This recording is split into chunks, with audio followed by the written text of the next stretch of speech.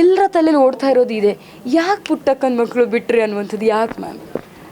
Health ರೀಸನ್ಸಿಂದ ಅನಿವಾರ್ಯವಾಗಿ ನಾನು serial quit ಮಾಡಬೇಕಾಯಿತು. Serial ಅಂತ ಬಂದಾಗ ಕಂಟಿನ್ಯೂಸ್ ಕಮಿಟ್ಮೆಂಟ್ಗಳಿರುತ್ತೆ, ಬಟ್ ಆ ಟೈಮಲ್ಲಿ ನನಗೆ ಆ ಕಮಿಟ್ಮೆಂಟ್ ಕೀಪ್ ಅಪ್ ಮಾಡೋಕ್ಕಾಗಲಿಲ್ಲ. That is my bad, unfortunate, but I am very grateful for the opportunity of course to Zee Kannada and Aroor Jagadish sir. ಏನು ಅಂತ ಹೇಳಿದರೆ ಸೀರಿಯಲ್ ಈಗ ನೋಡ್ತಾ ಇದ್ದೀರಾ ನೀವು ಪುಟ್ಟಕ್ಕನ ಮಕ್ಕಳು? ಹೌದು, ಬರ್ತಾ ಇದೆ, ಚೆನ್ನಾಗಿ ಬರ್ತಾ ಇದೆ. ಸ್ಟೋರಿ ಇನ್ನೂ ಚೆನ್ನಾಗಿ ಆಗ್ತಾ ಇದೆ. And I am really glad 1000 episodes ಆದ್ರೂ ಇನ್ನೂ ಸೀರಿಯಲ್ ಹಾಗೆ ಓಡ್ತಾ ಇದೆ. And I was small part of it and I am very proud to say I was small part of it.